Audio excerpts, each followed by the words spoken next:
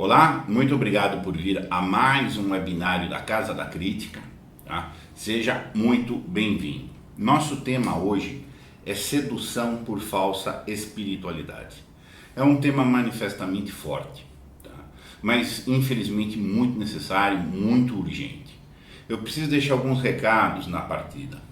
Não é um trabalho contra a religião. Não é um trabalho contra uma religião em específico, não é contra uma X igreja, contra uma X comunidade, contra uma X roda religiosa. Não falo meramente sobre a minha religião, eu falo sobre uma situação generalizada, tá? Em diversas religiões, em diversas igrejas e etc., sobre o tema da falsa espiritualidade. A espiritualidade é universal, a falsidade também. Tudo que pode ser positivo pode ser falsificado, tá? Inclusive a espiritualidade. Então é esse o nosso foco. Não é o nosso foco também falar de instituição, naquele sentido, quais instituições religiosas são golpistas, são fraudes, são isso, são aquilo. Não é esse o nosso viés também, não é por igual o nosso viés falar naquela situação, dos escândalos de pedofilia, escândalos de desvio de... Não. Nosso foco é falar de seres humanos concretos que seduzem, se valendo de falsa espiritualidade. Nesse momento aqui não me importa muito se é desta, daquela tradição religiosa, qual segmento, setor e etc. Tá? Então esse é bem nosso foco. Não estou de forma nenhuma atacando a religião, defendendo o ateísmo, de forma nenhuma. Tá? Que isso aí fique bastante claro. Importante a gente começar com uma advertência célebre de Platão, tá? E que é extremamente entrosada com o nosso tema. A mais consumada injustiça é alguém parecer justo sem o ser. Isso é uma máxima platônica que está na A República. A preocupação desde os gregos, não apenas Platão, mas talvez em especial ele, mas Sócrates, Aristóteles, etc., é com o grande dever humano da veracidade. Se há falta de veracidade, tá, não existe nada de bom por vir. Tá? E a veracidade é exatamente o oposto do nosso tema, que é a sedução. Você pode perfeitamente dizer que o oposto da sedução é a veracidade. Tá? Então o sedutor é não veraz sim, é inveraz sim, é mentiroso? Exatamente. Quais esses níveis, modos e articulação da mentira da sedução é o que a gente vai falar. Um recado também importante, nós estamos falando aqui nesta live de sedução, tomada ela nesse viés perverso. Mas existe um outro sentido de sedução que pode ser salvífico, que pode ser preservado, etc. Não é dele que nós falamos. Tá? Então nós estamos realmente tomando o viés perverso. Fica evidente numa live que se chama Sedução por Falsa Espiritualidade. Tá? A sedução sempre está associada, então, a uma aparência sem aparição. Parece que é, mas não é. Ou pelo menos é ambíguo. Tem uma ideia de embuste, de fraude, tá? Sempre. E fala-se perfeitamente nas iscas da sedução. As iscas da sedução são também as ilusões. É tomar uma coisa pelo que ela não é. Coincidir esta aparência com a essência. Aos gregos, essa discussão da aparência e da essência é muito constante, é extremamente constante. O problema de dissociar o que parece, mas não é. E como iscas comuns aí da sedução, de formas bastante icônicas, sempre associadas à ideia de sedução, e associações corretas, tá? Tá aí o mel envenenado, olha lá. É mel, é bonito, é doce, instiga a vontade de tomar, mas tem veneno. Pode ser docinho, mas está envenenado. Tá? Uma grande figura da sedução. Ouro, que na verdade não é ouro, é o ouro do tolo, é pedra amarela. Tá? Ouro dos tolos, conhecido, olha lá, tem riqueza. Não, é só porcaria mesmo, pintada de amarelo. Tá?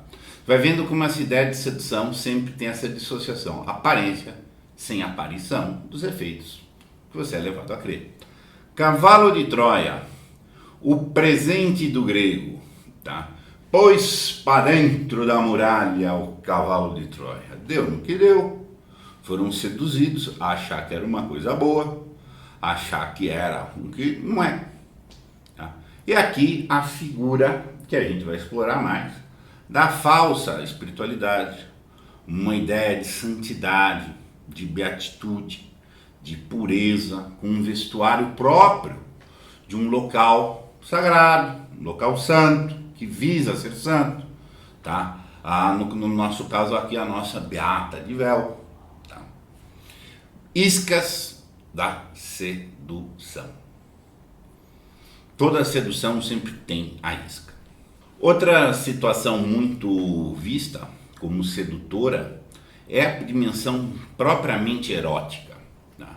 Então, aqui de um lado, há alguém derrubado em paixão por uma mulher bonita que está passando, sensualizando fortemente, tá? Aí com seu batom, o clássico Dom Juan, tá? E obviamente a consequência que vem depois do coração partido, aparências de afeto, aparências de que dessa paixão, desse eros, tá? Vai se seguir um amor de cuidado, um amor de acolhimento, uma coisa estável, mas não. Pode ser só uma isca e só realmente uma ilusão. Nem toda a sedução se limita ao domínio erótico, tá? E nem todo o erotismo é falso. Tá? Vamos colocar uma questão que tem que ser enfrentada. Não se mata a dimensão, não se confunda erotismo necessariamente com pornografia, necessariamente com desonestidade dos afetos, ou necessariamente com sedução. Tá? Mas pode ser um uso erótico realmente sedutor e perverso. O que tem em comum entre esse erotismo, tá, e a sedução no sentido lato? Tá? É o prazer. Sempre está envolvido uma ideia de prazer. Esse prazer pode ser carnal, pode ser de alguma vantagem, pode ser de um prestígio, pode ser de um poder. Tá? Eu gosto de colocar a carne barra poder. Tá? Eu trabalho muito com a ideia do poder como antítese do amor. Do mesmo jeito que a gente mencionou aqui, de que a veracidade, a antítese, o oposto da sedução, a gente também pode com bastante conforto dizer que o poder é o oposto, por sua vez, do amor. Se o poder entrar por uma sala, o amor por uma porta, o amor sai pela outra e vice-versa. É o amor que entrou, é o poder que saiu. Tá? É sempre assim.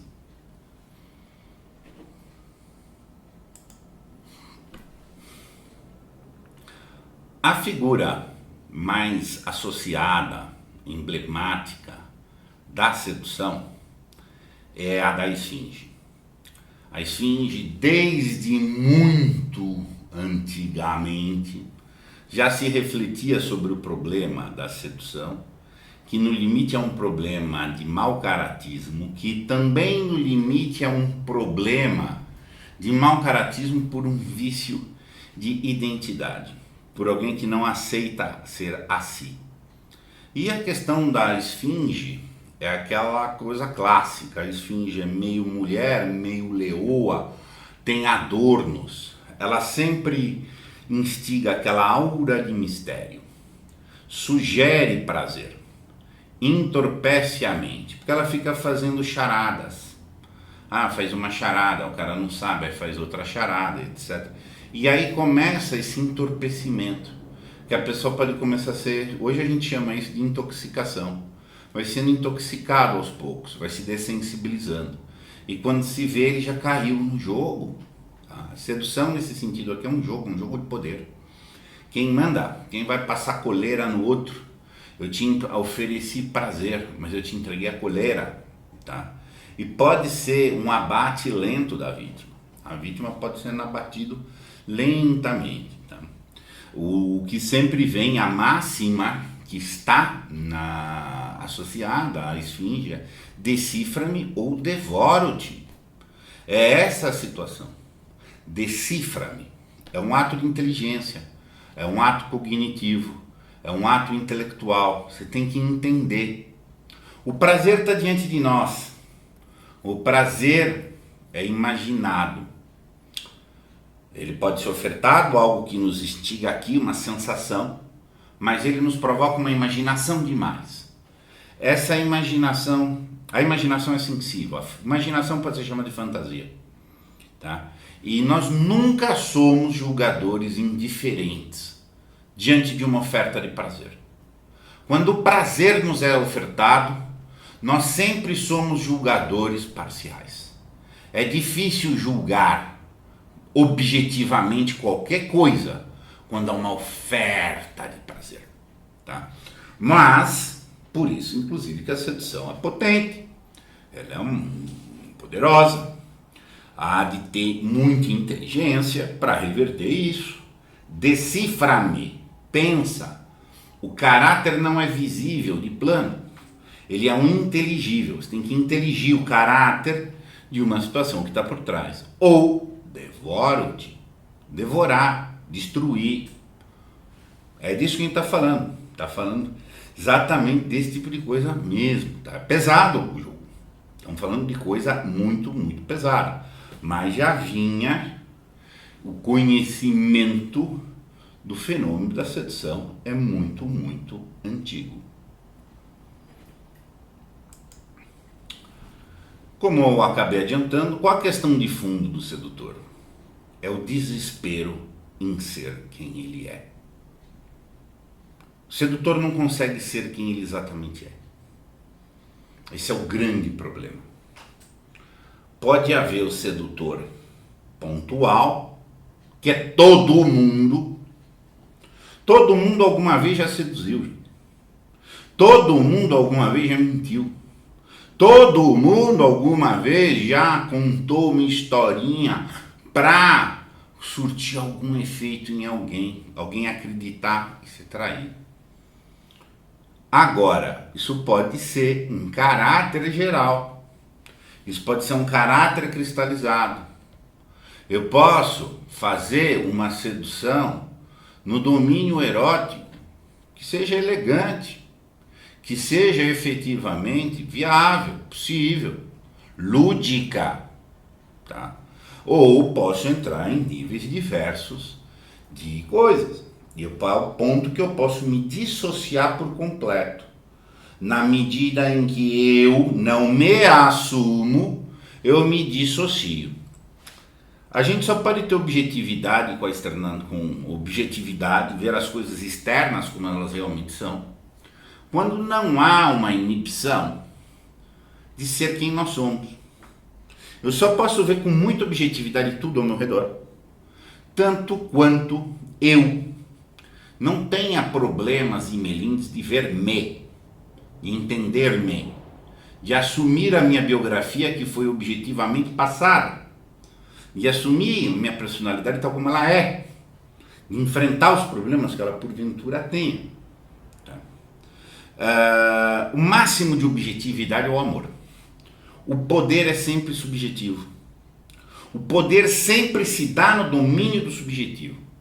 E esse poder é tanto maior quanto um sedutor, uma pessoa com pretensão de poder qualquer, tenha mais domínio, mais jogo desse subjetivo do que os demais. Porque no mais das vezes o poder não costuma existir dentro de quem tem o poder em si por ele. São os outros que lhe dão. São os outros que têm suas fraquezas, suas debilidades de ser quem exatamente eles são. Então eles outorgam poder para este. E esse é o jogo. Tá? Quem consegue mais se vê, quem consegue menos se vê. Há um primeiro domínio em que as pessoas conseguem ser os outros. A maioria das pessoas é outras pessoas. Vou repetir, a maioria das pessoas é outras pessoas, com quem eles se articulam em jogos simbióticos. Eu dependo de você, você depende de mim, vai levando uma coisa aqui, etc. Mas isolada, constitutivamente, você é muito raro. Esses estão fora do poder. Quando você consegue ser assim, por si, não tem o outro. No caso, por exemplo, do amoroso. O amoroso é uma pessoa que não tem vínculos. Extremamente amoroso é uma pessoa que superou os vínculos. Como a gente vai falar aqui de falsa espiritualidade, a vida do espírito é a superação dos vínculos. Portanto, é a superação de sujeição a poder, ou de busca de poder.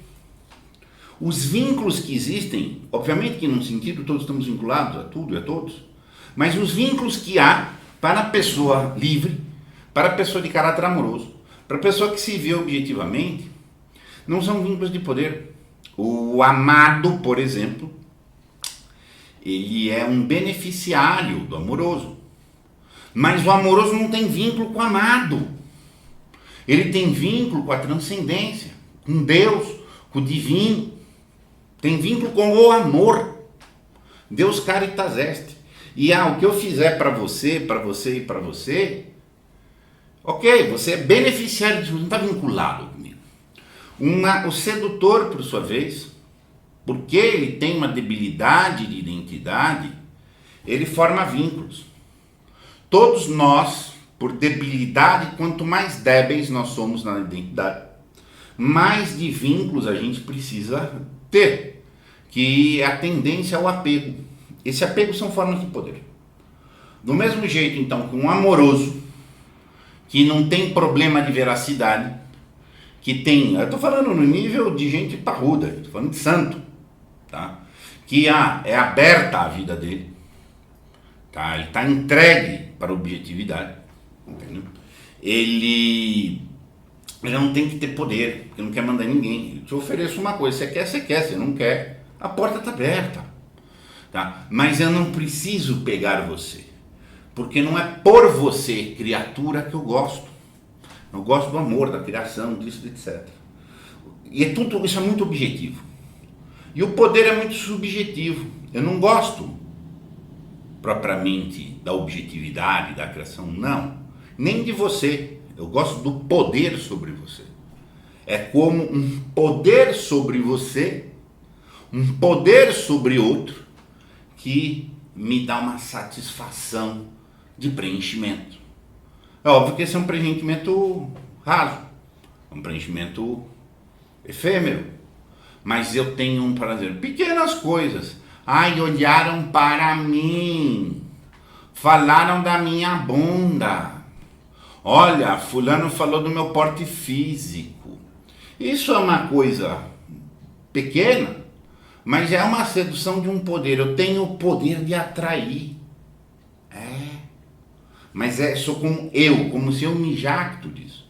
É desse tipo de situação que começa a sedução. Aí já tem uma pequena sedução. O que quer dizer sedução em termos etimológicos? Seducto é o desvio do caminho por ilusão. Ilusão, tomei por essência a partir de uma aparência e que não se confirma. Fui desviado. Eu pus um tempo aqui, mas era só um jogo. A pessoa nunca me quis. Me beijou, prometeu, mas não entregou. Em todos os níveis. Na advocacia, gente, aqui, na advocacia também, mas aqui na Casa da Crítica, o que me liga de sedutor aqui. Estou querendo fazer o curso. Qual curso? O curso tal. Perfeito. Mas o que tem nisso, e aquilo, e ali, e daí? A pessoa te rouba o tempo. Não, muito obrigado, não quero fazer curso não. Mas como um chuchu na cerca, gente. Pessoas que a gente vai aprendendo a ver isso. Pessoas que ligam aqui para mim, quero trazer um curso para a Casa da Crítica.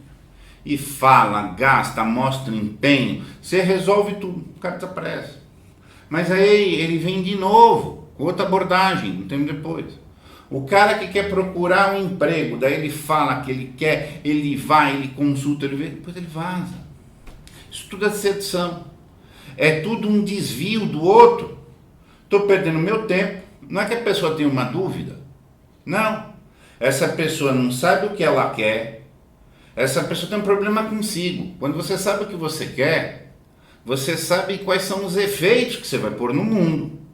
Porque acima de tudo, você tem uma identidade, acima de tudo, fixada pelos efeitos que você põe no mundo. O sedutor tende a ser estéril, porque ele promete o efeito, mas ele tira. Ele promete que vai fazer filme, ou ele destrói. Ele acaba destruindo você, mesmo essas coisas. O cara me liga, tal, toma meu tempo. Não, tudo bem, não quer nada. Nunca quis, mas ele me ilude com a ligação. Ele me ilude com perguntas e etc. sobre isso. Tá me roubando. A sedução rouba, gente. Você tá entendendo? Sedutor é uma pessoa que te leva à parte. Alguém que te conduz à parte que ele quer. Vamos pegar um trecho aqui. A parte que ele quer. Aqui tem vários conteúdos. O que é mais importante? É a dissociação. Ele te põe numa parte. Ele está te dissociando. Ele te põe na parte do prazer e nunca te integra. Quando há amor, é sempre uma atitude integrativa. Se eu faço algo para você amorosamente, eu quero que você se integre. Pegue suas coisas, ponha-as junto, melhore, etc. Se eu separo de você só o seu prazer, vou te instigar a prazer, a esfinge, ela seduz os caras ali, qual que é o mistério, qual que não é o mistério, que está separando aquela pessoa. Ela está deixando o cara excitado em termos de desejo e ele vai se separando. Ela vai conduzindo ele a uma parte rasa. Tá? Então a sedução é dissociativa. Tá? Isso é muito terrível. Esta frase é de um grande estudioso da sedução, que é o Gabriel Lichtenau. O Gabriel Lichtenau é um espetacular estudioso desse tema. Quem tiver interesse em prosseguir, tá? Pode ler, usar e abusar da obra dele.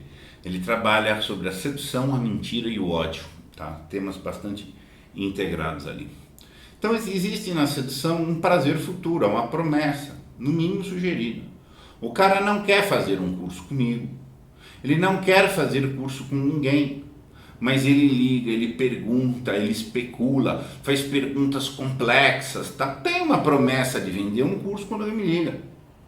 Aparentemente toda pessoa deveria ser, na aparência, uma promessa de bondade, uma promessa de alguma coisa, tá?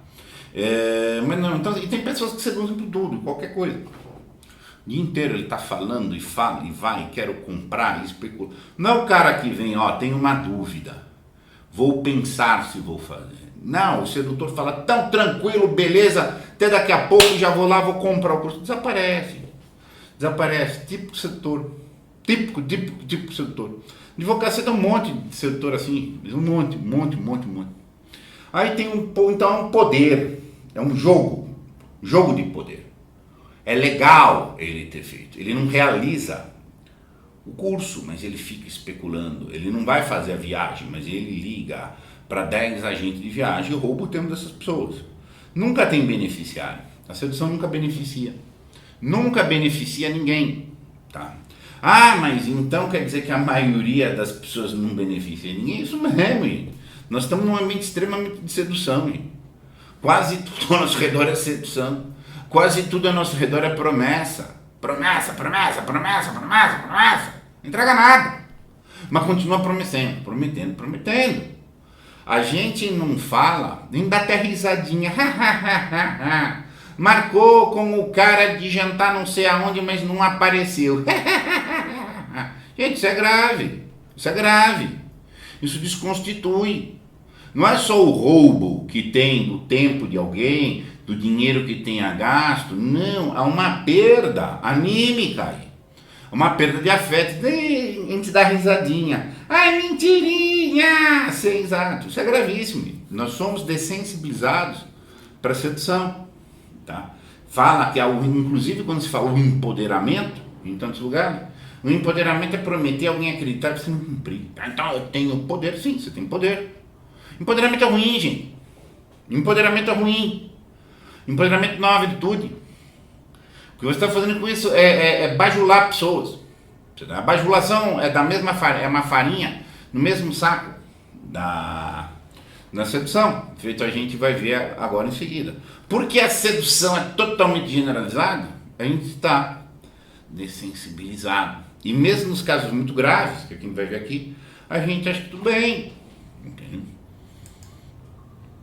Palavras muito próximas da sedução são a ilusão, tá? O sedutor é o agente da ilusão, ele usa a ilusão como uma coisa assim. E a hipocrisia. Hipocrisia, de grego, vem de ator, aquele que encena, tá? Então é aquele, hoje a gente usa num sentido mais do cínico, aquele que fala um afeto, mas tem outro, manipulador, propriamente dito. Mas o seu sentido originário, hipocrisia, era de ator mesmo, peça de teatro, não era necessariamente uma questão ruim, tá? Aí ficou já, o ator é o ator, né? E o hipócrita é esse ator no mau sentido do termo, tá? Que é o que a gente vê hoje. Então, a vida focada na aparência é um problema. A pessoa que é de caráter ruim, ela tem uma preocupação muito exagerada com a aparência. Porque ela precisa parecer boa. O sedutor precisa parecer bom. Por isso, inclusive, o nosso tema aqui, sedução por falsa espiritualidade. A espiritualidade dá uma aparência de bondade.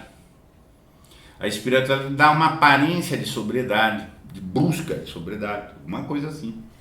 Porque, então, a pessoa de mau caráter, ela precisa zelar da aparência. A pessoa de bom caráter não está nem aí com a aparência. A quem é bom não interessa se acham no bom ou mal.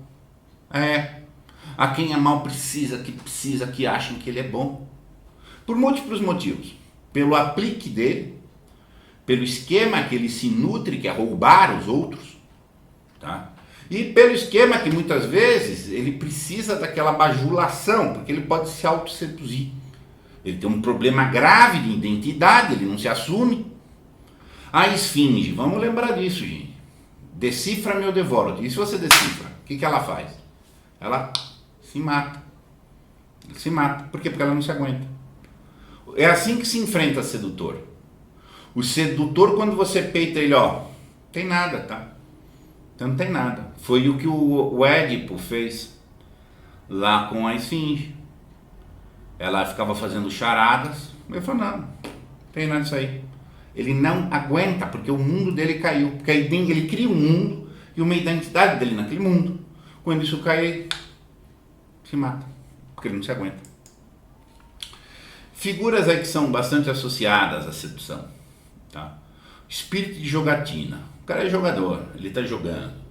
Eu quero esse emprego. Não, mas eu estou procurando outro. Não, mas aí tem o outro, eu tenho esse e aquilo, tá? Ele é sempre um jogador. Ele nunca entrega, ele só promete. Ele promete para muita gente e para ele mesmo. Ele mostra que ele tem ansiedade, não tem nada, ele não vai decidir nada.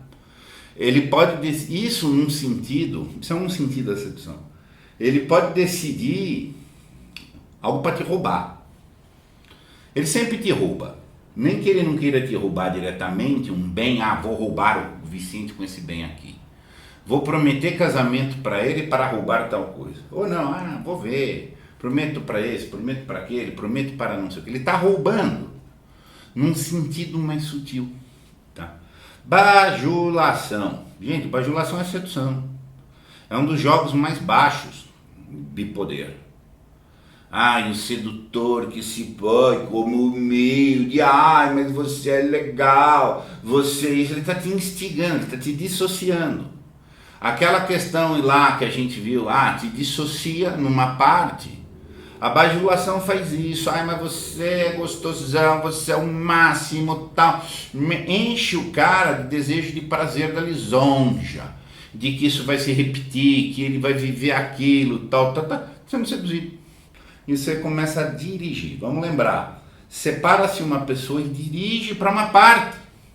Ele começa a ser dirigido. Bajulação, gente, É dos esquemas mais antigos, mais basares que existe de manipulação, mas dos mais eficientes. Bajulação é criticada desde os gregos, teve depois o Plutarco que decidiu sobre isso, mas funciona, é um negócio. Nossa cultura de sedução, consumismo. Consumismo inteiro é uma sedução, gente. Exato. Você é seduzido a ter prazer pelo comprar. Você acha, põe um fetiche dentro da coisa. Só sedução. Uma pessoa madura consome muito menos. Por quê? Porque ela não cai na sedução. Ai, aquilo me separa, me instiga a prazer, me dá até uma identidade. Hoje, vários dos produtos são produtos identitários. Ai, você compra tal coisa como você entrou no clube dos consumidores de tal coisa. Você está suprindo uma ideia de identidade, um status de ter aquilo, de etc. Isso é prazeroso, está instigado, você provavelmente não precisa da coisa. A maioria dos bens de consumo não beneficiam. A maioria dos bens de consumo não beneficiam, ele é consumo. Não é bem de consumação. Um bem de consumação, dar a suma, é ato amoroso, é ato de crescimento, vai ter isso, que é o bem de capital no linguajar econômico, mas o bem meramente de consumo é só de sedução. Então a gente é dessensibilizado, tá? Nós somos dessensibilizados muitas vezes para a sedução, e quando a gente encontra uma sedução parruda, maldosa, maquiavélica, muito bem engendrada, a gente já está meio um pouco sensibilizado. Pornografia, gente. Pornografia tem gente que acha pornografia algo, olha lá, o prazer e fica imaginando, acha que tem prazer na pornografia, no sentido bom do prazer. Mas novamente é uma dimensão. Pornografia não é erotismo, gente. O erotismo pode ser aceito, o erotismo pode ser muito razoável em muitas zonas. A pornografia não. Tá entendendo? Romantismo. Tem até uma pergunta aqui da colega. Romantismo é uma maldição, gente. É uma maldição. Romantismo é uma maldição. Ele sobrevaloriza o sentimento, no sentido do sentimentalismo. Achar uma mediania entre sentimento e razão é uma dificuldade de sempre. Mas o romantismo jogou a balança muito alta para a ideia do sentimento. Vou morrer por amor.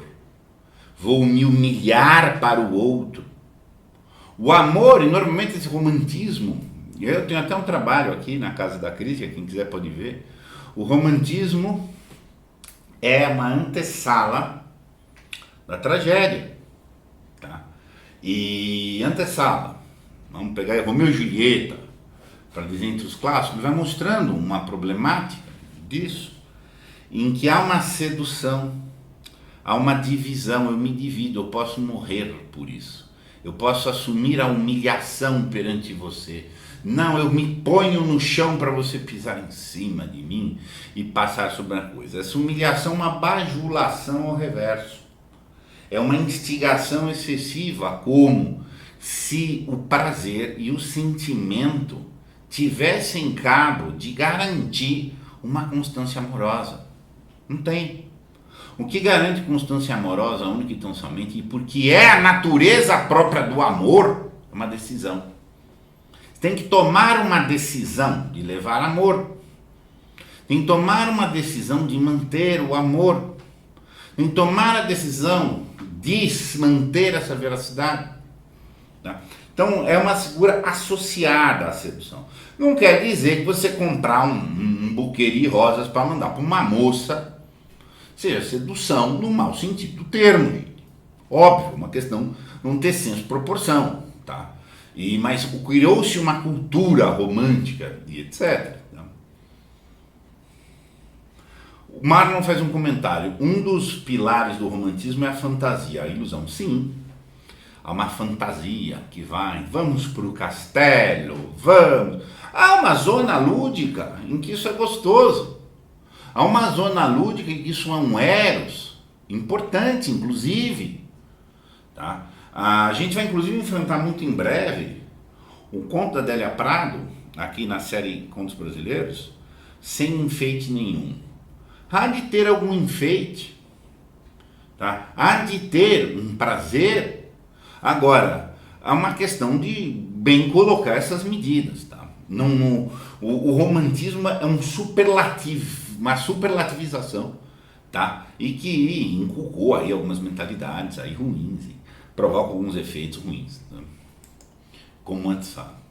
E a questão aí da fantasia. Romantismo é fantasia, pornografia é fantasia, consumismo é fantasia, bajulação é fantasia, tudo aquilo que a gente falou é fantasia. A fantasia dá prazer, gente. Vamos nos imaginar agora todos aqui, todos estamos, sei lá, em férias, no resort tal, um drink, tomando drinks. Temos prazer. Nós já temos algum prazer, porque nós fantasiamos isso. A fantasia, a projeção, a definição própria de fantasia é uma projeção de imagens concretas. Eu estou no resort, tal, agora, andando de bermuda, não sei aonde, tomando drinks tais. Eu sei que é uma fantasia, eu já não sou criança. A criança não sabe essa separação. Por isso que a criança não mente. E ela, quando aprende a mentir, ela perdeu a inocência. Exato. Ela não mente no comecinho, tá? Mas rapidinho ela perde a inocência, que ela não separa a fantasia da realidade. Nós conseguimos separar. E ela dá prazer. Dei um exemplo aqui para vocês, que nós sabemos que a fantasia, mas nos dá algum prazerzinho. Parece não ter prazer porque tomando drinks. Mas não tô lá, obviamente que não é igual tomar o drink lá agora. Então a fantasia nos dá um prazer, mesmo na ausência. Eu estou ausente disto, não estou lá, nesse lugar, que me dá um prazer. Mas eu pego um efeitozinho. A antecipação é promessa. A isca é uma promessa. Toda isca é promessa de algo. Então, só de ver aquilo eu já estou tendo um prazer por antecipação. Ai, mas que bonita essa mulher. Então, ela me dá tanta ternura, logo ela vai me ter um afetos ótimos para mim. Ai, como é docinho esse mel. Você antecipa esses efeitos de uma promessa a priori que você recebe. A gente vê coisas, a gente é instigado a uma certa promessa. E por isso que o dever moral primeiro é ser veraz. O Exupéry vai dizer, você sempre é responsável por aquilo que você cativa, moralmente falando.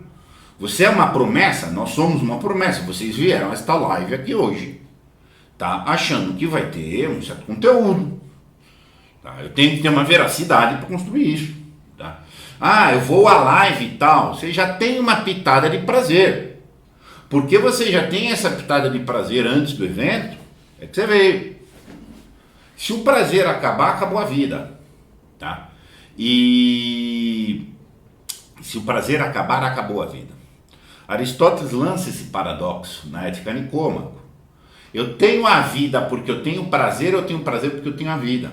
De tal é o entrosamento da necessidade da dimensão do prazer com a vitalidade humana. Tá? Tem algumas perguntas aqui.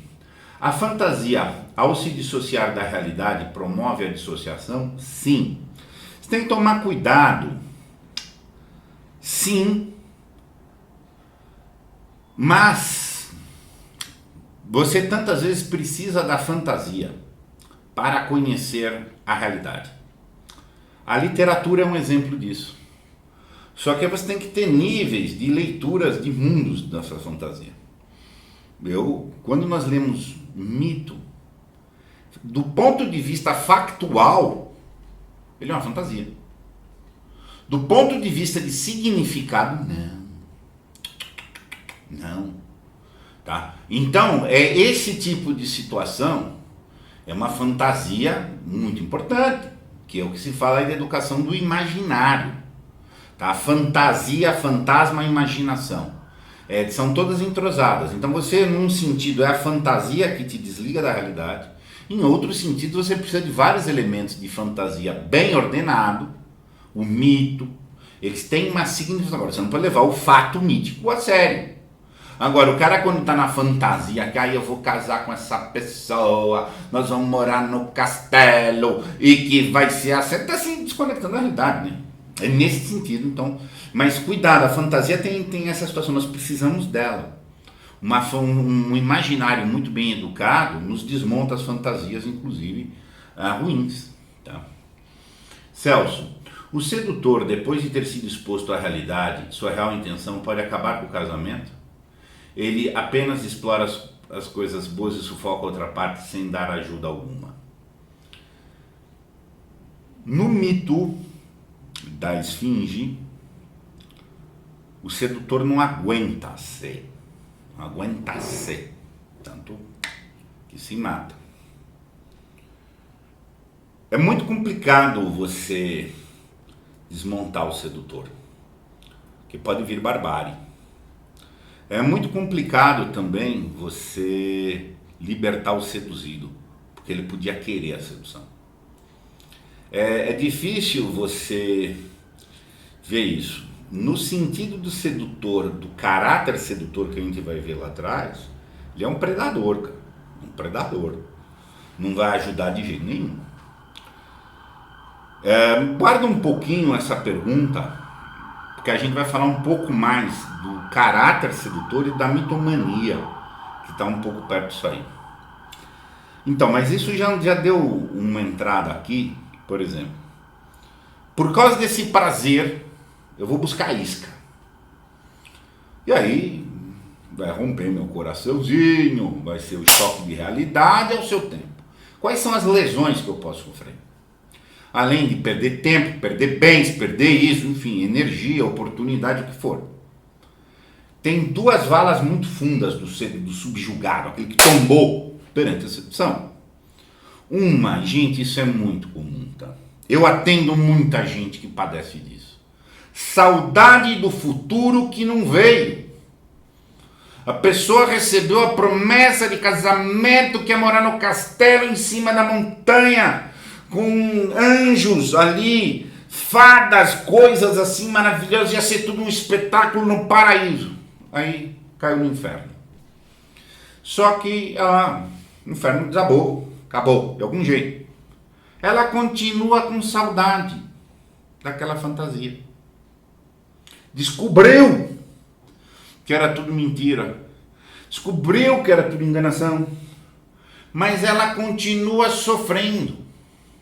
Não é nem de indignação necessariamente para o sedutor, mas ela tem um sentimento de tristeza, de que perdeu o futuro, que nunca veio e que nunca viria. Nesse tipo de situação, você diz que o seduzido concordava um pouco, ao menos, com a sedução. Me seduz. É muito fácil seduzir alguém com promessas, por exemplo, de amor, nesse sentido que a gente está falando aqui, porque tantas vezes o seduzido ele já traz um estado de abertura para isso, ele já está enamorado, ele já está numa disposição pessoal de enamoramento, ele quer namorar, antes mesmo de encontrar com quem. E aí ele encontra, faz um encontro, que na cabeça dele é um encontro único aquilo. Não, mas na verdade ele já estava numa predisposição. E aí vem alguém e aproveita isso. O consumo, gente, o consumo é isso. A pessoa está carente de uma futilidade. Por futilidade, está carente por você quer comprar alguma coisa. Vou comprar. Ela já está num estado de abertura dizendo: seduza-me. Há um mínimo de concordância, nem que seja uma concordância difusa. E a pessoa pode ficar com saudade do futuro que não veio.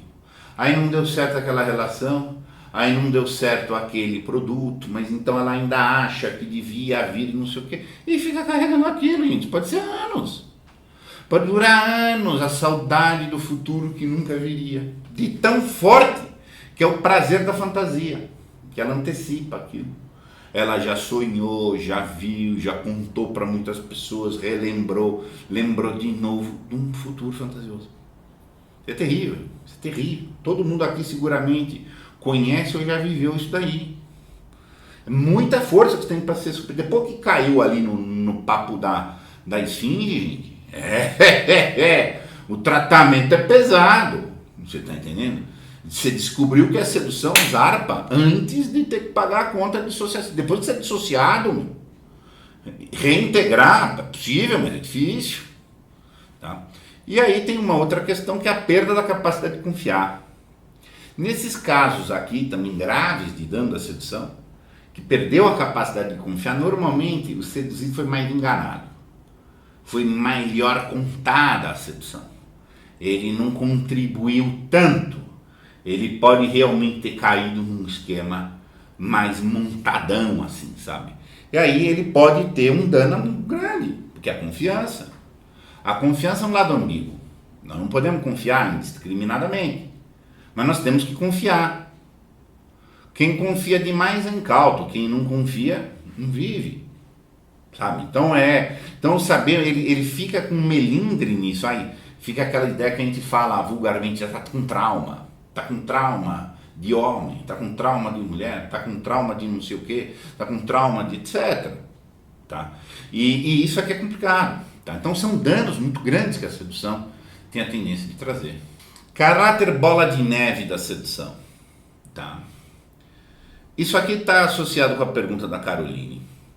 O prazer pelo fictício é uma fuga para a existência, incapaz de encontrar prazer na realidade? Sim. No caso crônico, no caso em que o caráter sedutor é esse, sim, ele só precisa fantasiar. O cara precisa assistir pornografia, mas ele se recusa a beijar uma mulher. Ele precisa falar muito de viagem, mas ele não viaja. Ele precisa procurar emprego o dia inteiro, mas na verdade ele não quer trabalhar. Então, mas ele tem que fingir, mas quase conseguiu. E esse esquema pode ser uma bola de neve. E isso propriamente é o caráter do mitômano. Tá? E o mitômano ele vai criando essa realidade paralela. Ele vai comentar um pouco. Só que vira uma bola de neve. O prazer traz angústia. Essa é a grande diferença do prazer e da vontade. O prazer satisfaz por alguns instantes. O menino quer o tênis. Ele não quer, ele deseja o tênis. Assim que ele obtém o tênis, que legal, bacana, 10 minutos ele entra em tédio. Ele está com tédio, tá, daquilo ali. Por quê? Porque ele realizou o prazer. Como é que o que ele pode fazer? Pode agora querer outro tênis, querer outro modelo. Isso pode virar uma bola de neve. O desejo tem uma tendência do ilimitado, do ponto de vista de objetos. Tá? O desejo não tem a tendência de frutificar. Ele tem essa tendência dissipativa. Porque eu quero esse, quero aquilo, quero etc. A pessoa deseja todas as mulheres ou todos os homens do mundo, ou seja, ele não quer nenhum. Então ele não constrói. A vontade integra. A vontade compromete. Tá? O desejo dissipa. E aí pode entrar nessa bola de neve. O desejo já é um problema que pode virar uma coisa compulsiva se o cara chega a este ponto aqui, de ser um autossedutor. Eu posso seduzir outros, posso seduzir eu, seduzo esse, aquele pode me seduzir. E eu dissocio aqueles, ou aqueles podem me dissociar, mas eu posso dissociar-me. Nós temos uma multiplicidade de vozes interiores, nós temos uma multiplicidade de instâncias na nossa consciência, que eu posso enganar a mim mesmo. Tem hora que eu posso julgar, sabendo que eu estou julgando honesto a mim ou não. Eu posso me manipular. Tá? Olha aqui alguns exemplos. Caso clássico é o narciso. Ele se seduzia, achando que ele era o mais lindo de tudo, tanto que ele se queria. O sedutor joga a isca para alguém pegar, ele trazer.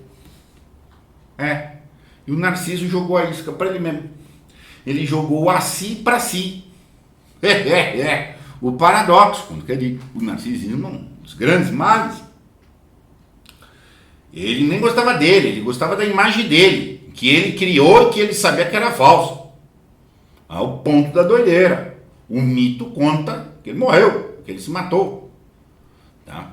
Olha o nosso senhorzinho aqui no jogo. Jogo, gente. Jogo é sedução. Pura sedução. E aqui pode te dar uma coisa leve. Não sei se alguém aqui já esteve em Las Vegas. Eu não gosto de jogo, mas eu fui a Las Vegas, entrei naquele negócio. Normalmente não gosto de jogo, mas naquilo ali eu fiquei. Aquilo me excitou. A coisa. Perdi lá uns $200. Se eu tivesse $1.000, ia perder quanto? 1.000. Então a força atrativa daquilo ali. E que o cara que tá jogando ali, ele sabe, mas eu posso ganhar. Ele jogou uma isca para ele que ele sabe que a chance dele ganhar é igual da esfinge. Se você entrar na charada da esfinge, você pode matá-la. Igual esse cara pode jogar lá no caça-níquel e ganhar, mas a chance é de 1 em 10.000. Tá? Mas é assim que funciona o jogo da sedução. E pode ser a sedução consigo mesmo. E pôr em si essa dissociação. E aí entra a questão que a Caroline está colocando. O cara pode fugir da realidade e ficar nesse esquema. E esse esquema vai expandir, vai expandir, vai expandir. De um modo geral, todo vício é uma autosedução. Essa figura aqui, desse homem, nas nuvens, não é Deus, não. Então, isso aqui representa uma síndrome. A síndrome do Salvador. O cara seduz a si com o bondadismo. Eu sou bondoso. O Narciso aqui acha que ele é lindo, que é belo. Esse aqui eu sou bondoso. Eu sou isso, eu sou aquilo. E ele se dissocia. E fica mostrando a si mesmo que ele vai. Quem trabalhou muito bem essa questão dessa dissociação aqui é o Machado de Assis, no conto A Igreja do Diabo. O cara faz maldades, mas ele precisa se enganar que ele é bonzão. Então ele faz uma síndrome, faz umas bondades ali. Então pode se auto-seduzir. Tá? E fica dentro desse giro. Destruindo-se. Aí vem os mitômanos. Mitômano é a compulsão obsessiva pela mentira. Principalmente o dia inteiro. Eu conheço alguns. É impressionante. Tem que mentir tudo. Tudo. Tá mentindo. Mente. E não sei o que. Porque ele tem desculpa. Aí o negócio tem que ficar crescendo. Esse tá na questão, como a Caroline coloca, ele nunca encontra prazer na realidade. Ele tá incômodo em qualquer lugar. Ele tem desprazer constante. Quando você não assume a sua identidade, portanto você não vai assumir nenhuma condição de objetividade no mundo, você vai ter uma vida muito ruim, muito sofrida. Mas o prazer imediato existe. Enganei não sei quem, que legal. Enganei não sei quem, que legal. Enganei não sei quem, mas ele vai. Porque esse prazerzinho é efêmero. Vai ficando efêmero, é a estrutura do vício. Vai precisando de mais. E dura menos. E o mitômano, ele mente sem parar. Conhecer alguns é terrível, terrível. Mesmo bobagem. Mas é um esquema de escapismo existencial muito grande dele, entendeu? E pode ser uma mentira. Mentira, gente, não é só verbalizada, contar uma mentira. Mentira é um afeto desonesto, é uma atitude desonesta. É um mistério. Fazer um mistério onde não tem mistério nenhum. A esfinge. A Esfinge Sem Segredo é um conto do Oscar Wilde, curtíssimo, que mostra isso. O camarada conheceu uma mulher misteriosa, um enigma. Era linda, dava um toque, mas desaparecia. Depois reaparecia, mostrava que tinha interesse e vazava. Típica sedução basal. Estou interessado, mas desaparece. Aquele jogo divisivo. Isso vai dividindo os afetos. Isso vai dividindo a estrutura, vai mostrando um esquema bastante... Tem um nome...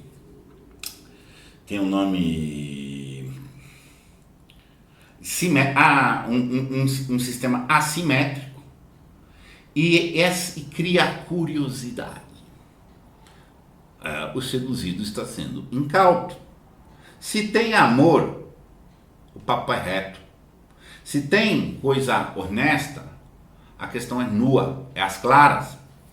Mas, marcou, não vem, desaparece, etc. E esse cara ficava procurando essa mulher, que hora aparecia, depois desaparecia, tinha uns negócios misteriosos e tal. Depois ele começou, a mulher morreu. Morreu mesmo. Depois que ele morreu, ele foi fazer uma investigação na mulher, sobre a mulher, descobriu que era tudo mentira. Os lugares que ela morava, as coisas, como é que ela fazia, tal, não sei o quê.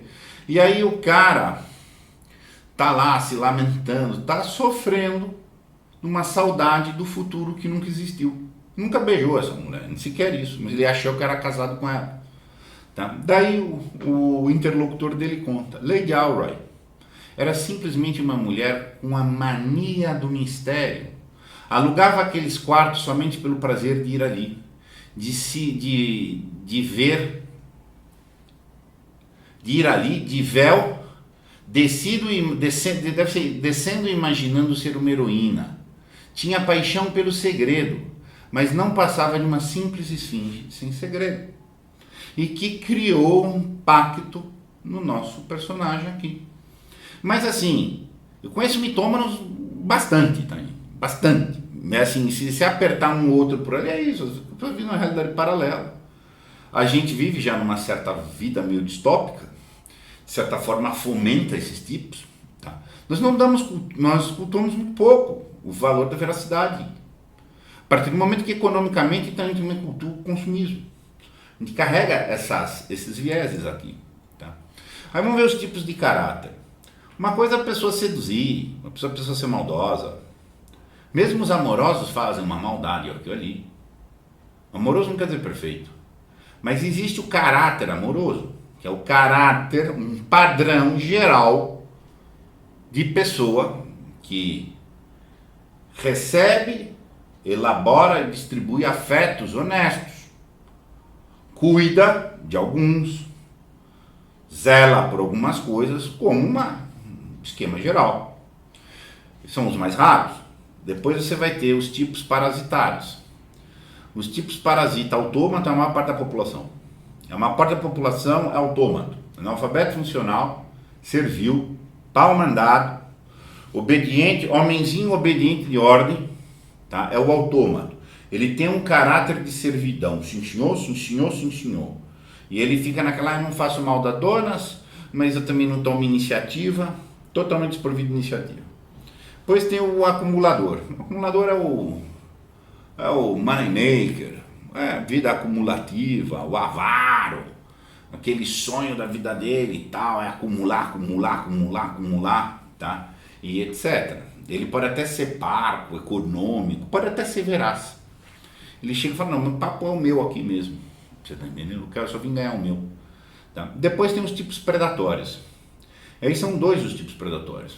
O sedutor, que é o que a gente vai tratar aqui, por todos esses motivos que a gente está falando, ele é predador. O sedutor, por onde ele passa, ele depreda, ele devasta, ele rouba tempo, rouba energia, pode levar coisas. E aí depende do grau. Pode ser o cara que fica me ligando aqui, me fazer perder meu tempo quando ele não quer nada, e que ele me mostra um falso interesse que tivesse.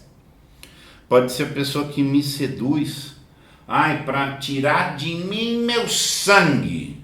Você acreditou em mim. Mas era tolinho, eu não quero nada. Num nível de um dolo muito grande. Um cara, um mitômano, pode estar numa mitomania culposa, que caiu ali, a coisa foi levando, mas pode ter o sedutor doloso mesmo, você está entendendo?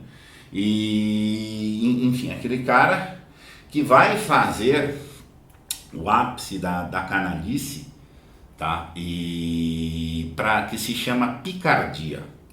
A picardia é o ato de enganar alguém para expor-lhe na cara que ele foi enganado. Meu objetivo era enganar você mesmo. Isso é picardia, tá? Você acreditou em mim, se fodeu, porque eu quis te enganar e você acreditou em mim. Tá? O nome disso picardia. E é o máximo um predador sedutor pode fazer. E depois tem o predador necrófilo. O necrófilo também é predador. Ele é diferente do sedutor, que ele não se vale tanto desse jogo de aparência. Não, eu sou maldosão mesmo. Eu cheguei aqui para te fazer maldade. Ah, eu te assalto na rua, mas agora eu também vou fazer barbárie. Mas é nu, é bruto. Não tem jogo manhoso, tinhoso do sedutor. Isso aqui é o tipo de caráter. Se é que tem pessoas, e tem pessoas divididas nesses caráteres. Eu conheço sedutores, gente, de caráter sedutor mesmo. Tá? Você conheceu, ó, vaza. Obviamente, você conheceu predadores, você vaza, gente, mas você vaza. Mas assim, imediatamente, vaza, sobe o muro e fala, fica do lado de lá. Tá? Agora, óbvio que é gostoso andar com os amorosos, mas são poucos. Se você não quiser ter convívio com os parasitas, então você faz o seguinte, você sobe uma montanha e vai morar lá em cima sozinho, porque quase todo mundo que você convive é parasita. Porque quase todo mundo é parasita, de alguma forma. Tá? Agora, predador é masoquismo da sua parte se você convive com um predador. Identificou o caráter predatório, ou você parte ou você é masoca. Tá? Pedro, a retórica como arte que visa convencer pode se dissociar da sedução? O persuadido se sente seduzido de algum modo? Sim. Existe a sedução boa, como eu salientei lá no começo, tá? Existe a boa e a má retórica. A retórica tem um elemento constituinte sedutor, que é o elemento do ethos e do pathos. Estou dando dados muito técnicos aqui. Quem faz curso de trivia com a gente não decompõe isso. Isso é de sedução. E só depois vem a razão. Mas ela pode ter a boa e a má retórica, tá? Agora, se é a boa retórica, ela é integrativa. Se é a má retórica, ela é dissociativa. Tem retórica no consumo. O consumismo é um expediente retórico. A oferta erótica é retórica. Tá? Pode ser má retórica ou boa retórica, dependendo das circunstâncias. Né? Perspectiva do sedutor. Se a pessoa é sedutora, no sentido de um caráter sedutor, que é predador, ele tem que estar numa ponta sádica ou numa ponta masoquista. Tá? Vamos lembrar, tem aquela hipótese do cara consentir com a sedução. O cara que descobriu que o esquema é sedução, natural que ele sofra. Mas ficar ressentindo, realimentando aquilo, ele é masoca. Caiu na sedução, você levanta a mão, vaza. Realiza o preju, vira. Agora se o cara ressente de novo, lembra mais uma vez, e daí? Ai, mas a pessoa vai mudar. Não, ele só mentiu tudo pra mim, mas no fundo, ele falou, é você que passou a seduzir, criatura. Você que passou a se seduzir, tentar seduzir o outro. Você descobriu que alguém tentou te seduzir, você contra-seduzir, gente, isso é burrice. Burrice. Mas é burrice. Você nivelou no patamar de mau caratismo. A pessoa não é verá, você zarpa ou assume que masoca. É outra coisa, você tá entendendo? Mas a gente não tem essa educação, gente. Por quê? Porque o romantismo nos inibe isso. A gente vai verificar isso aqui na questão do tema mesmo, que a gente já vai entrar, que é o core, que é a sedução pela falsa espiritualidade. É muito difícil esse tema, porque para o ambiente espiritual existe uma invocação do perdão. O masoca tantas e tantas vezes ele faz uma sedução de bondadismo, achando que ele tinha uma missão espiritual de ficar dando mais chance para esse índio. Você está entendendo? Então assim, é coisa muito complicada, muito difícil isso aqui. Saber fazer esse discernimento, volta para aquela questão, diante de uma oferta de prazer, a gente é péssimo juiz. A gente tem péssima condição de julgamentos objetivos quando tem prazer envolvido. Todo esse conjunto, o desejo, o prazer, eu estou chamando de carne barra poder. Tá? Sentido amplo. É uma tensão com o espírito. Espírito eu estou chamando da dimensão do amor, a dimensão da abundância, da liberdade. A propriedade do espírito é abundar, expandir, ele é ser ilimitado. A propriedade do mundo, da carne e do poder é de fraturar, ele é um princípio de escassez. Então você se dissipa. Tá? E é uma forma de ver uma tensão entre essas duas dimensões. Eternamente essa discussão. Qual é o ponto de equilíbrio? Há posições que falam, não, o espírito tem que matar por completo a carne. Não tem que ter desejo nenhum, só tem que ter vontade. Tem outras posições que não, você tem que achar um equilíbrio. Outras posições não, você tem que conseguir elaborar esses afetos, esses desejos, convergi-los, educar os afetos, para que seja uma progressão, os seus desejos sejam uma progressão para a vontade. Que é uma proposta mais aristotélica, qual eu adiro. Tem que educar os afetos, gente, mas não negar os afetos. Não se deve negar o afeto. De forma nenhuma. Eles só tem que ser purgados, bem elaborados. Tem que ter eros, gente. Tem que ter o prazer. Colocado dentro da moderação prudencial, aí que tantas e tantas vezes é a dificuldade de entender, de perseguir, de se manter, etc. Mas nessa guerra de carne versus o poder, o carne e poder. Poder pelo poder. Qual que é o máximo do gozo maldito, do poder ruim? Até com deboche, até com sarcasmo, a picardia, eu engano mesmo, eu sou forte. É o maior triunfo da carne e poder é ganhar do espírito na casa dele, com as roupas dele. E é aqui que eu quero entrar no nosso tema da sedução, dentro, pela falsa espiritualidade. A dimensão do cultivo do espírito é uma emancipação em relação ao mundo, é uma emancipação em relação ao desejo. Um espírito bem cultivado, a vida espiritual bem ordenada, ela nos põe numa progressão emancipatória da própria sedução. Eu me liberto dos desejos rasos, me liberto dos jogos de poder, das pretensões de poder, desenvolvendo-me espiritualmente, não tem outro jeito. Agora, a picardia, a canalice, a perversão, é dentro da casa do espírito eu jogar o jogo que seria anti-espírito. Propriamente essa sedução por pseudo-espiritualidade. O sedutor tem um ego, essa aparência que ele usa, essa roupa que ele usa. É a sainha da menina, o homem fazendo cara de sisudo, mexendo com isso, o outro mexendo com não sei o que, os fetiches próprios que constituem o ego que é usado para enganar. Esse ego que pode ser uma vez, uma coisa ali, ou repetir dentro daquele padrão. E a vida espiritual falsa pode se constituir num ego religioso. A pessoa vai rezar todo dia lá na frente do sacrário, com 5 quilos de pancake, mas é canalhona. Perfeitamente possível.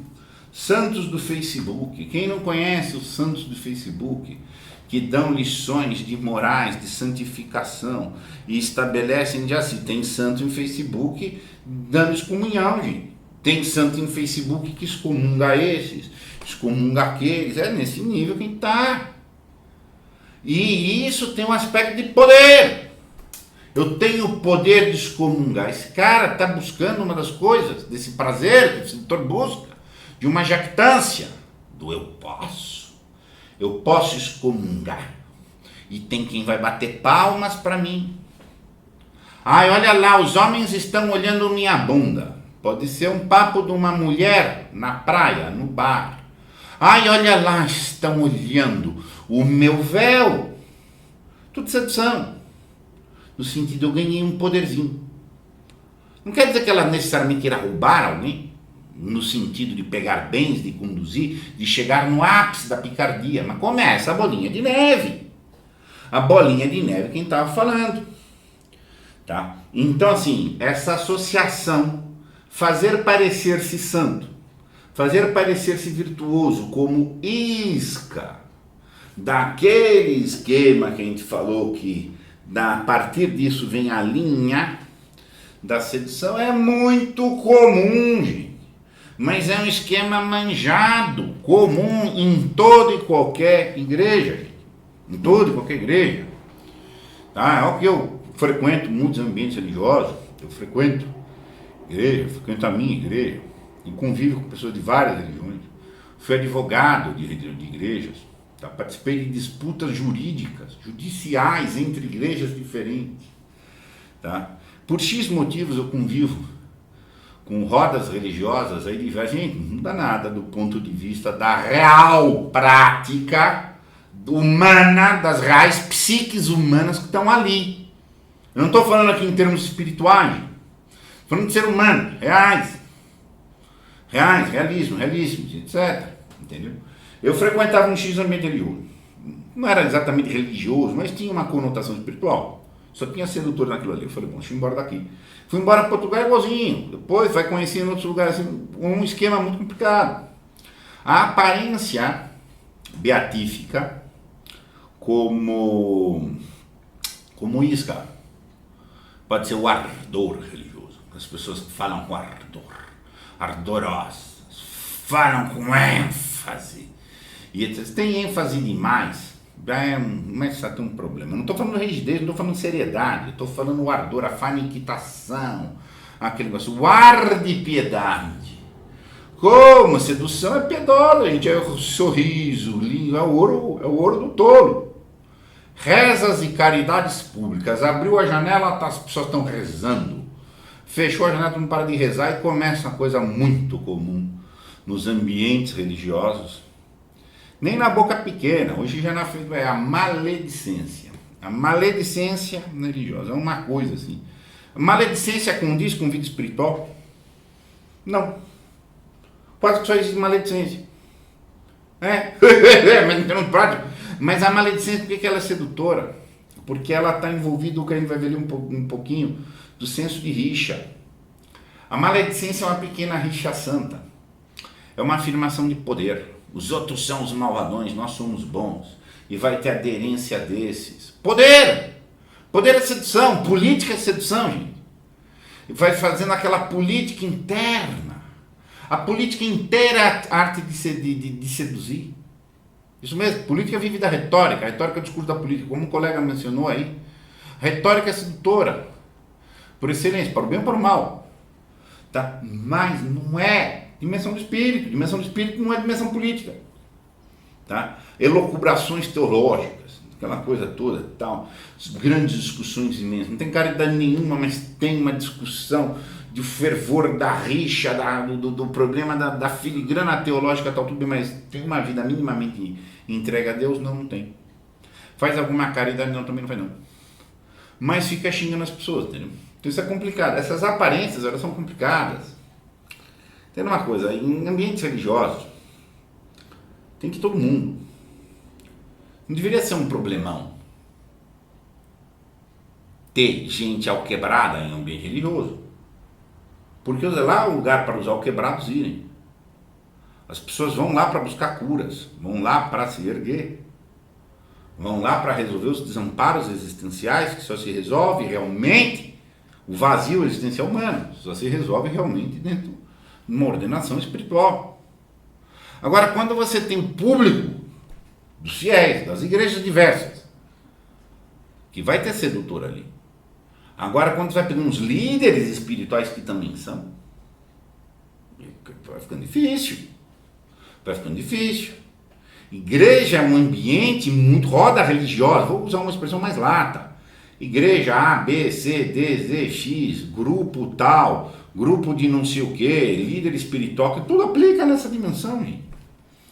São ambientes muito complicados para a sedução, porque você tem os alquebrados ali, que eu estou repreendendo aqui com as galinhas. E tem a raposona, gente. A raposona é o sedutor que está lá dentro. Está vendo exatamente aqueles estados de flagelos. Ah, pessoal, vamos seduzir. para fins diversos. Quais são os fins diversos disso? Pode ser a jactância, o exibicionismo. O cara gosta de exibir, olharam para mim, eu tenho poder, eu falei, eu vi, etc. Ou jactância, o orgulho de ter poder, tenho poder porque eu tenho poder, todo mundo acreditou que eu sou santo, olha lá os otários. Ou eu mesmo passar a acreditar que sou alguma coisa que os outros me acreditaram, que é o autossedutor. Aproveitamento sexual, gente, manjado. Sensualizar com o véuzinho, sensualizar com um adorno religioso. Manjado esse esquema. Mercantilismo. Mercantilismo, fazer cara, fazer citações bíblicas, santas, para vender. Fazer sites na internet, vender isso, vender aquilo. Tem cara se não for estelionato. Se não for esse caso de estelionato. Você está entendendo? Sectarismo e poder, gente, isso está manjado. Quase todas as práticas religiosas, eu vislumbro que eu participo, vejo, olho, ouço, são sectarismo. É uma forma de poder. O cara ingressa para participar de um grupo. E esse grupo, por sua vez, é um grupo que tem por vínculo rixar com esse. Você está entendendo? Tudo sedução. Poder venha conosco, venha com aquele. Igual a sedução da retórica política. Tá? Absolutamente. Ativismo político e ideológico. Está manifesto, gente. Está manifesto. Se você se abrir aqui um jornal e você vai ver. E a vampirização por revolta. A vampirização por revolta, estou querendo dizer, aquela situação do cara que vai fazer a picardia. Ele vai lá, ele é um revoltado. Ele vê uma pessoa mais ou menos séria. Quando o grau do sedutor é muito torpe, ele vê exatamente os sérios, as pessoas que têm um pouco mais de virtude, e ele vai lá destruir. Ele é o devastador. Exatamente como ele não se aguenta, entra num problema de inveja. É muito, muito complicado, gente. Gente, isso aqui é a rotina dos ambientes religiosos. É a rotina dos ambientes religiosos. Os ambientes religiosos têm muita dificuldade de mexer com isso.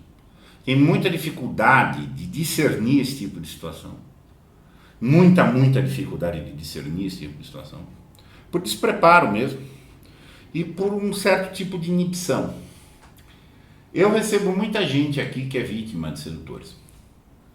Antes de tudo, muito comum, nem sempre, mas muito comum, que antes do camarada vir aqui, vir em outras ajudas, etc., ele passou por buscas espirituais diversas, falou com diretores de pessoas de orientação espiritual, que falaram a maior bobagem possível pro cara, se não piorar a vida dele. Não, mas vai lá e dá amor. Falei, criatura, uma relação sadomasoca, você tem que puxar o carro. Não, mas dá amor, por que isso? Mas você vê um nível raso, mas é coisas bárbaras.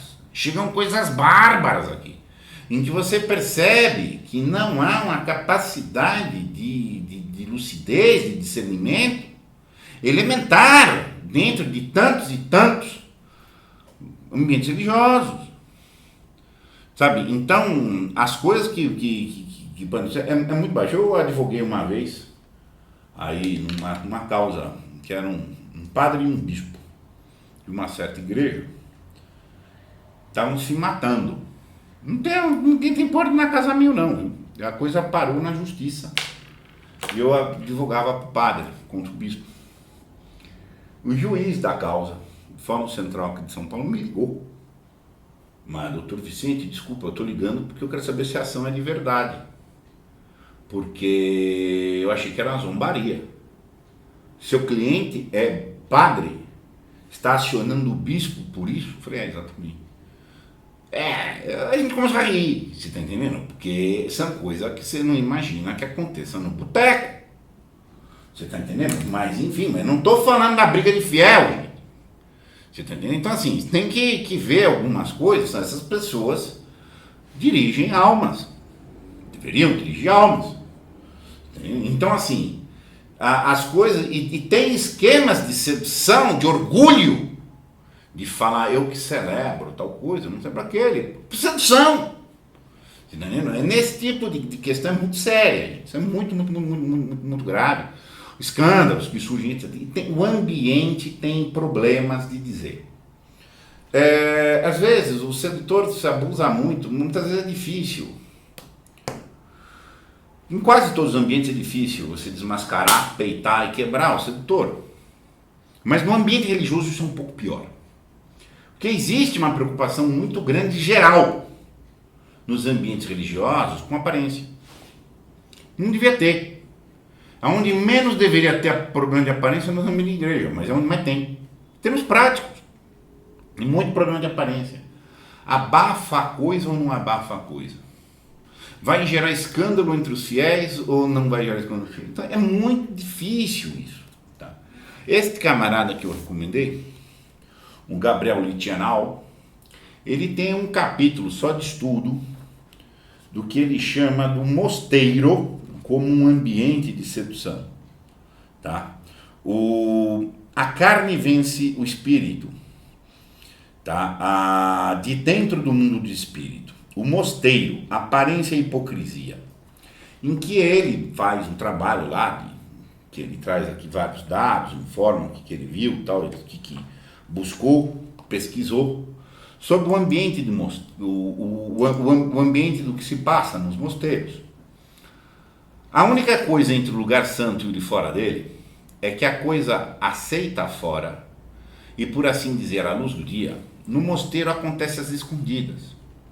Os moradores do mosteiro estão unidos não pela santidade deles, mas pela cumplicidade destinada a salvar-lhes a aparência.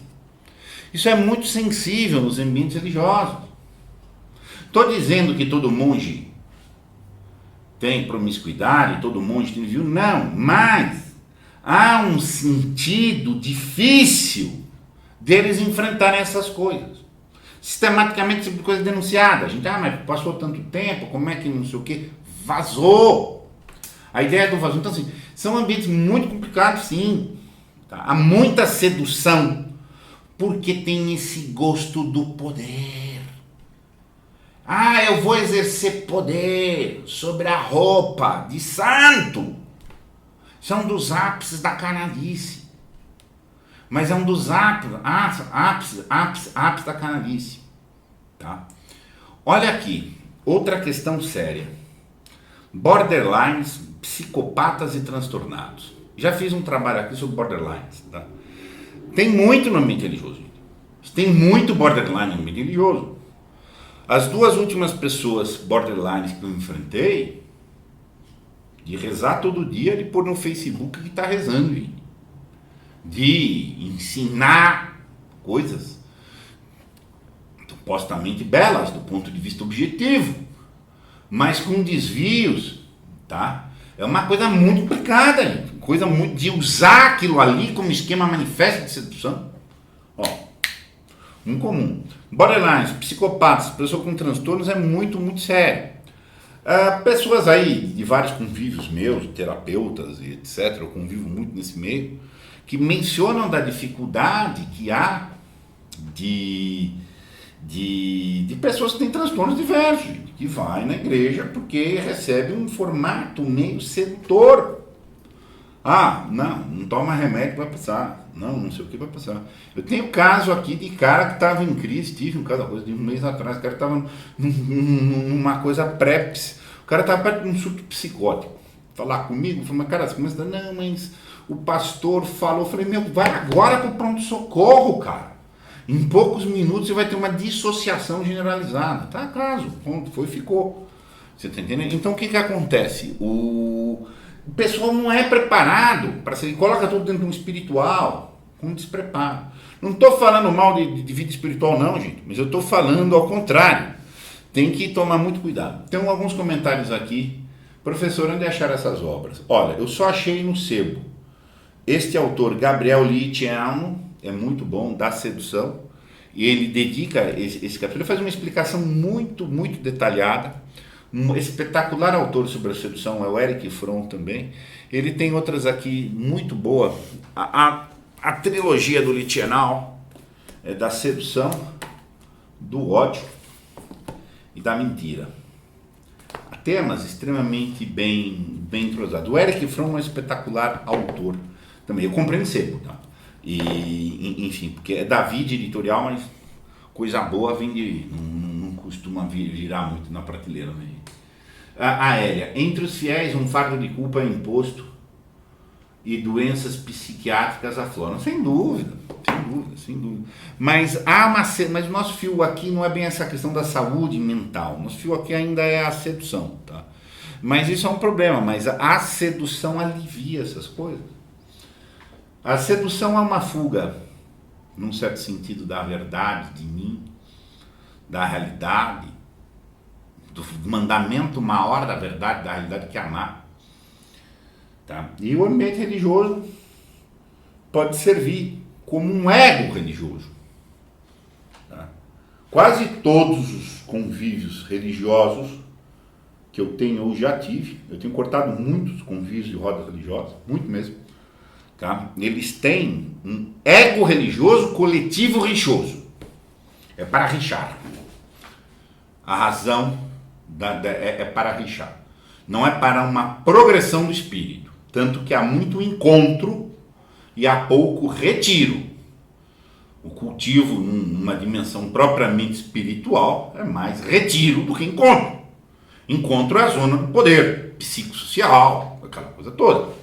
Tá? Enfim, essa é uma... Não quer dizer que não se congregue, mas você tem que entender os focos e a ordem das coisas. Mestre, uma obra do Dostoiévski que tem essa temática... No Irmãos Karamazov tem uma problemática lá com a Alyosha. O problema dos demônios vai falar muito a questão da sedução política. Agora, o Idiota é uma leitura de caráteres, né? O Idiota, grande leitura de caráteres. O Idiota tem um encontro com Borderline ali, que é a Natasha Rogojin, aquela situação e tal. E, enfim. Deixa eu ver só se tem mais slides. Não? Bom, o que a gente tem que ver como conclusão? Não é para matar a vida espiritual. A vida espiritual tem que servir para essa emancipação de seduções, de paixões rasas. Mas tem que orar e vigiar, gente. E vigiar. Não cabe uma vida espiritual ingênua. Ingenuidade não é santa. Ingenuidade não é santa em lugar nenhum. Aí tem que orar e tem que vigiar. Tá? E esse é o grande recado que dá, mas não sem cauto.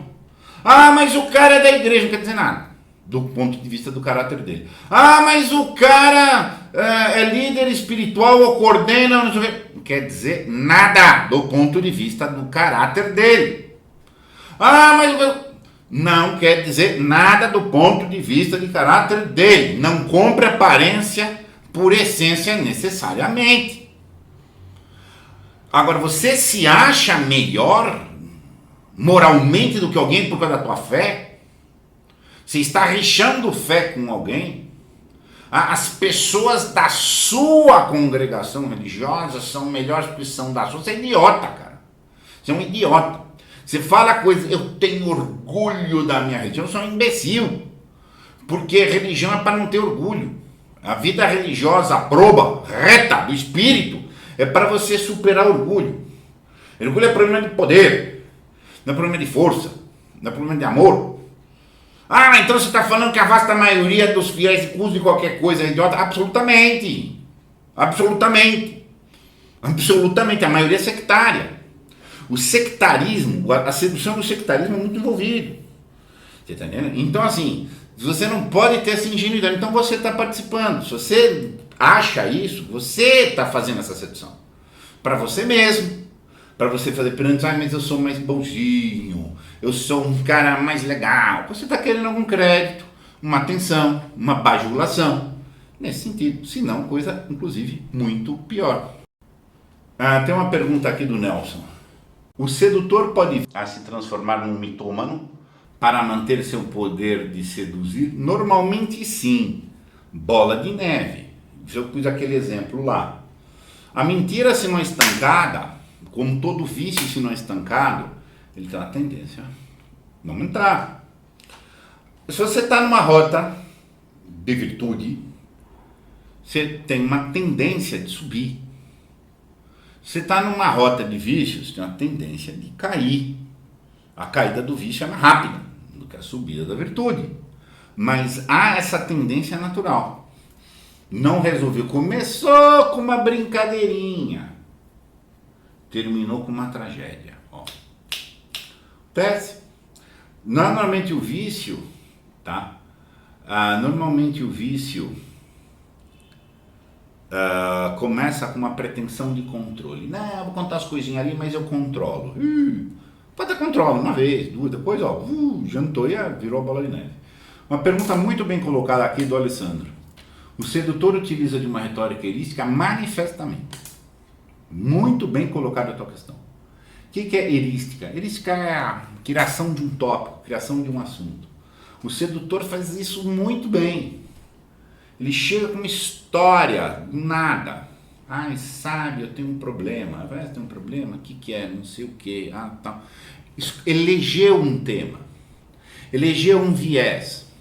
Essa retórica erística é muito comum dentro da estratégia sedutora do coitadismo. Ai, sabe, eu tô com um problema. Ai, mas eu sou vítima de um não sei o que. Será que você não pode me ajudar? Tá montado num esquema de sedução. Pessoa se coloca fragilizada, pede ajuda pro outro. Ela meio se põe como vítima, humilhada, linda, pura. E mais ou menos faz uma bajulação do outro. Ai, você é meu salvador, você vai resolver. Vamos lá, aquela mito do salvador, tá? E tal, e não sei o que, aí começou o jogo de sedução. Começou o jogo de sedução por uma retórica erística, por exemplo. Tá? Isso é muito comum, é muito comum. Usar dessa erística do não sei o que, ou outra, tá? Essa erística do coitadismo aí, ou outra. Tá? Gente, se você não quiser padecer de sedução, eu falei aqui dos ambientes religiosos. Tá? Ok. Agora, fora deles também tem. O drama é que neles tem. Que é o dramalhão. Lá é que não era para ter. Suponha que você vai ao médico por emagrecimento. Chega na clínica de emagrecimento, só tem obeso trabalhando lá. Ou majoritariamente tem muitos obesos trabalhando lá. Fica estranho, né? Fica estranho. Não quer dizer que eles não vão saber te receitar como se emagrece. Mas fica estranho. Fica estranho. Então, assim, eu tenho cortado, o pessoal que acompanha a Casa da Crítica, eu tenho cortado muitos ambientes religiosos, assim. Começa uns papos muito, uma erística, você está dizendo, colega aí, uma erística muito extravagante, eu corto mesmo, você tá entendendo? Porque tem muitos elementos sedutores, num sentido muito amplo, ideológico, principalmente ideológico, tem outros também, tá? Mas assim, mas o ideológico está muito forte. As igrejas hoje, do modo geral, são facções políticas. As igrejas hoje são brigas fratricidas lá dentro. Você está dentro da igreja X, mas você é do subgrupo Y, da facção Z, etc. Tudo tentando seduzir para cá. Tudo tentando seduzir para cá. Para participar de um esquema coletivo de ego, coletivo de poder. Tudo que passa nessa psique egóica de um indivíduo pode passar na psique egóica de um grupo. O grupo pode ter um ego coletivo. Tá? Pode ser um mais amplo, mais fracionado, então, etc. É assim que funciona. E aí a gente vai lembrar a máxima, o amor ou o poder. A vida religiosa te conduz a uma vida mais amorosa, que bom, é para isso mesmo. Ser mais amoroso no sentido de não ter vínculos, ou criar alguns beneficiários. Assim, deixar aberto aqui se tem mais perguntas, mais bate-papos. comentários aí das pessoas. Um comentário do Goulart: é um inconsciente coletivo normalmente visto. Sim, o inconsciente coletivo é um ego. É um ego coletivo. Muitas dos sedutores estão inconscientes nas suas seduções. Estão achando que é normal seduzir. Achando que a pessoa não quer tal coisa, não quero. Ok. Mas você não insistiu de novo quando você disse que não queria? Parece um gracejinho. Mas é sedução. Já tem um problema de poder. Eu vou dizer não para querer dizer sim. Tem uma zona que isso pode ser razoável. Mas tem uma zona que isso é o comecinho da bola de neve. Isso aqui. Quando você fica muito lúcido nesse tipo de assunto, muito lúcido, e acontece uma coisa dessa, você chega, ok, então você fica aí. Cara, você não cabe nos lugares. Você não cabe mais nos lugares. Tá entendendo por quê? Porque as pessoas estão seduzindo aqui, seduzindo ali. A cultura dos ditos empoderamentos. É legal você falar para a pessoa ter orgulho da fé dela. É bom, é positivo. Tenho orgulho da minha fé. Quando você tem 12, 13, 14 anos de idade. Participo do grupo de jovens, nós somos os legais. Fantástico. É isso aí mesmo. Quando você está falando com criança, com adolescente, que tem que trabalhar nesse maniqueísmo raso mesmo. E está precisando realmente dessa socialização ali gregária, faz parte. Mas não dá com gente adulta. Não dá com gente adulta um negócio desse. Você está entendendo? Não tem cabimento. Entendeu? Então, assim, criança é seduzida. Aquela ideia que a gente falou da boa sedução é um poder amoroso nesse caso. Você vai seduzir. Então vamos fazer... Tem que comer chuchu, vamos fazer o aviãozinho. O aviãozinho perfeito mesmo com criança. Agora, fora disso aí fica difícil. Está entendendo? Goulart, eu não tenho conseguido caber em alguns lugares. Olha, Goulart, eu acompanhei um pouco dos seus trabalhos aí. O Goulart é meu aluno aqui, nosso aluno do curso de Trivium aqui na Casa da Crítica, a gente mais ou menos conhece. Tem acompanhado seus trabalhos, cara. Você não cabe, na maior parte dos lugares mesmo. Mas veja isso como um bom elogio. Você está entendendo? Valéria, professora, gostou do webinar? Muito obrigado, Valéria, muito obrigado. Tá? Caroline, o culto a si mesmo está saindo das redes sociais e tornando imaginário cultural. A referência para o homem comum parece se travestir de celebridade. Desde uma perspectiva cristã, não seria contrário ao primeiro mandamento? Manifestamente!